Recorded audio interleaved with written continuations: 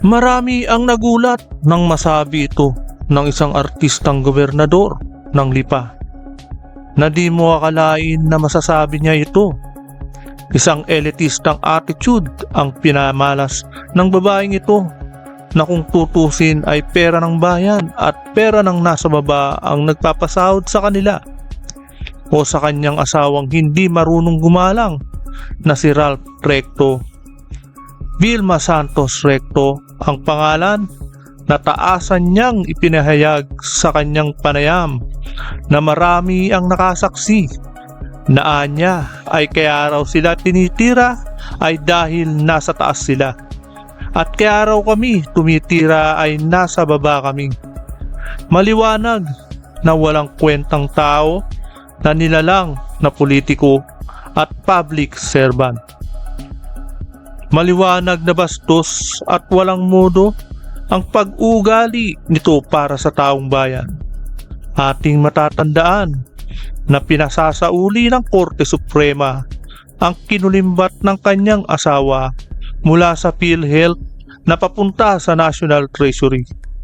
Nakakainit ng ulo at nakakadismaya lang.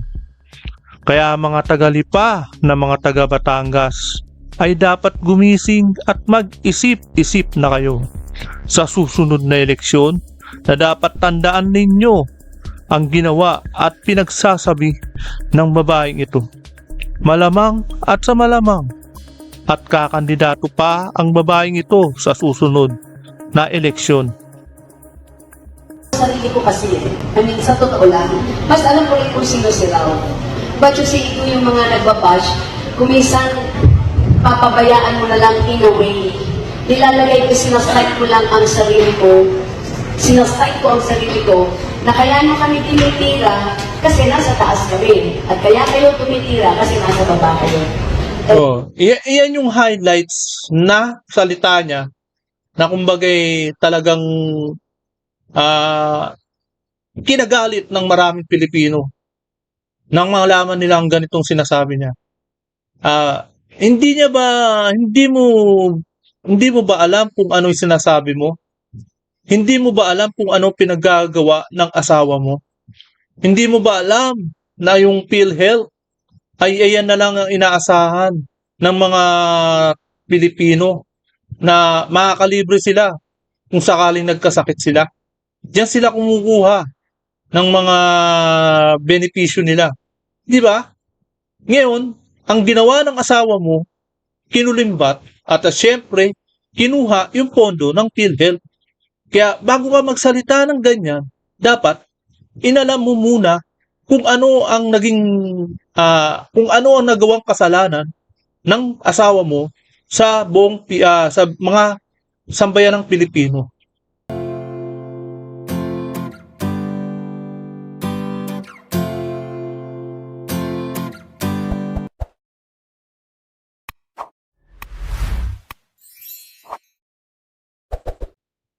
Yun.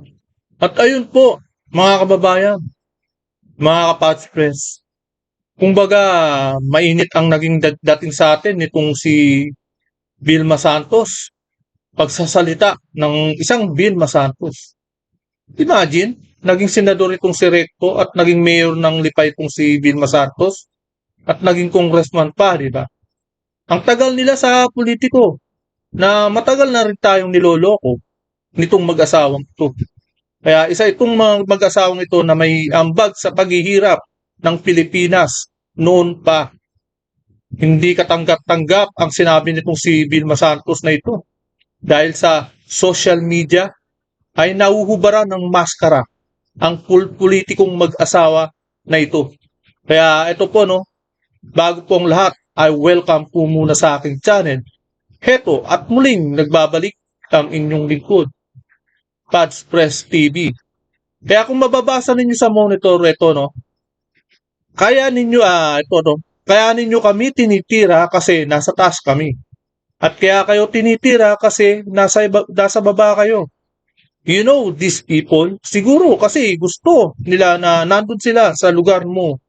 And it's so unfortunate hindi nila makaya. As long as I know myself, I know my family, I know Ralph, okay na yun, like this. Kumbaga, hindi mo nasisilip kung ano ginagawa ng asawa mo.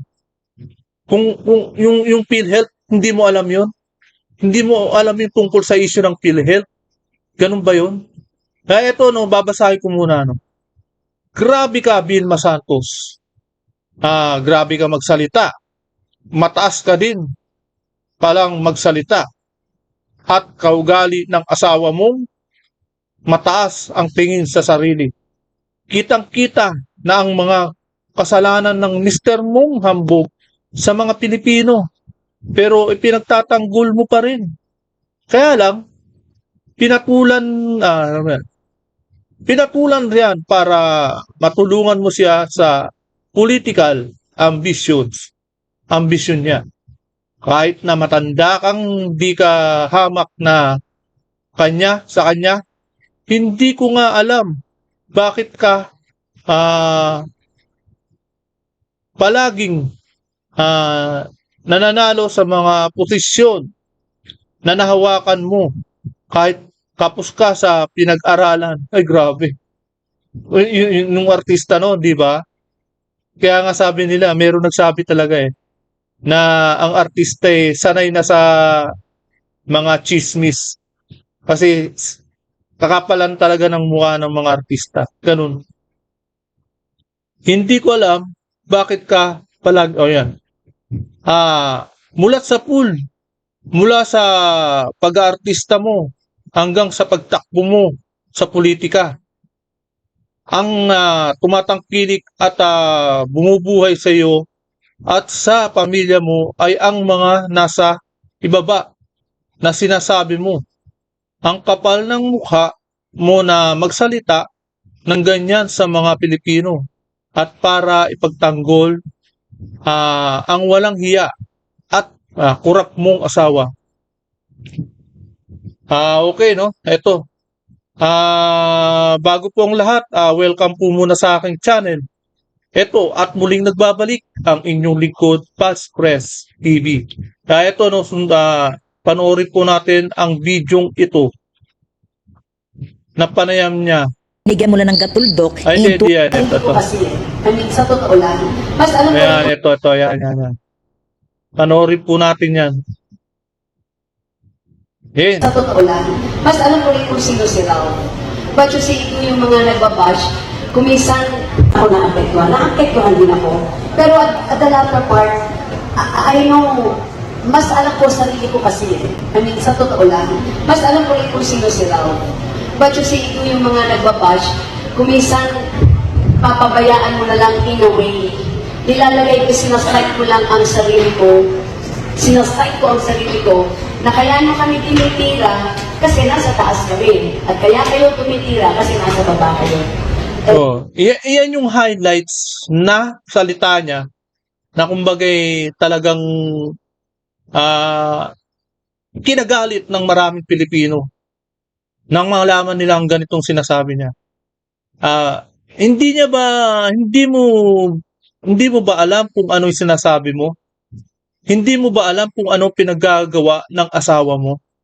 Hindi mo ba alam na yung PhilHealth ay ayan na lang ang inaasahan ng mga Pilipino na makakalibre sila kung sakaling nagkasakit sila? Diyan sila kumukuha ng mga benepisyo nila. Di ba? Ngayon, ang ginawa ng asawa mo, kinulimbat at syempre, kinuha yung pondo ng PhilHealth. Kaya bago ka magsalita ng ganyan, dapat inalam mo muna kung ano ang nagawang kasalanan ng asawa mo sa sa mga sambayan ng Pilipino. 'Di ba? Kumbaga lagi kayong nasa taas . Hindi kayo nakikisalamuha sa mga baba. Kaya hindi ninyo alam kung ano nangyayari sa baba.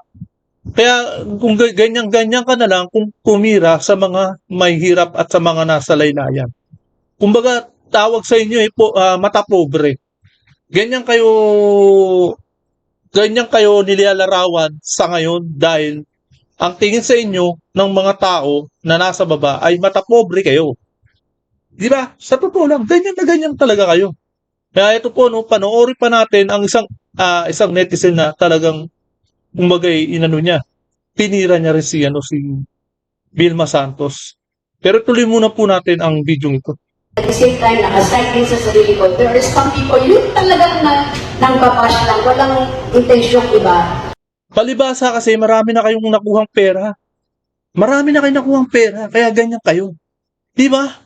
Kumbagay, nalulunod na kayo. Nalulunod na kayo sa mga perang pinagkukuha ninyo sa mga tax galing sa mga nasa baba. Eh yan yung mga nagpapasweldo, di ba, sa inyo? Tagal-tagal nyo ng politiko. Ang tagal-tagal nyo na palang niloloko ang taong bayan. Sa totoo lang. Ang sinasay ko sa sarili ko na, these people siguro, that's why they're doing that. Kasi gusto nila, nandun sila sa lugar mo. And it's so unfortunate, hindi nila makaya. Ako, Talagang hindi mo naiisip kung ano kalagayan at mga binabaha ng mga tao. Nandiyan ka lang, nalulunod lang kayo sa karangyan. Grabe. Kaya ito, panoorin pa natin ang isang netizen na talagang galit na galit kay Vilma Santos. Na talaga namang ito magiging boses natin pagka sa social media. Na isa rin sa mga galit na galit talaga sa kanya. Binigyan mo lang ng gatuldok and tuwang-tuwa ng yung mga taong iniidolo ka. Kasi ang mga Yan. tao, ang mga Filipinos, or po ni Vilma Santos, recto, no? Netong mga recto, na meron daw Bisaya na tumitira sa kanilang pamilya, sa kanilang mag-asawa, no? Naninira daw. Vilma Santos, recto, maybe may Kaya nga 'di ba, naninira daw. Hindi nga talaga naninira. Dahil talagang nakita na ang problema sa asawa niya, kay Vilma Santos. Nakita ng Korte Suprema at pinababalik nga. Dahil ang kagagawa ng lahat ng yan ay yung asawa niya. Alalan ka naman, no, kahit papano, and naintindihan mo kung ano ang difference ng paninira at nagsasabi ng totoo. So you see, Vilma Santos, I will not call you governor dahil sinabi mong mataas ka. I will just remind you na walang mataas na public servant. You are a servant and we are the public. Ergo, ikaw ang mababa at ang publiko ang dapat nasa taas. Hindi mo maintindihan yan? So wala ka palang napag-aralan. Anong natutunan mo sa mga DILG seminars? Ang mahal-mahal pa naman ng mga orientation ninyo, di ba? Capability trainings, ang dami-dami nyong mga paandar na orientation, no? Mga symposiums, pero wala ka palang natutunan in your 27 years of public service. Oo nga eh. Kumaga yung, ano bang nababalitaan natin sa Lipa Batangas, di ba? Wala tayong matunog na nababalitaan tungkol dyan sa bayan na yan. Kaya dyan po, no? Hanggang dito na lamang po. At kung hindi ka pa nakakapag-subscribe, please subscribe my channel para lagi kang updated sa bawat upload ko. Maraming salamat po.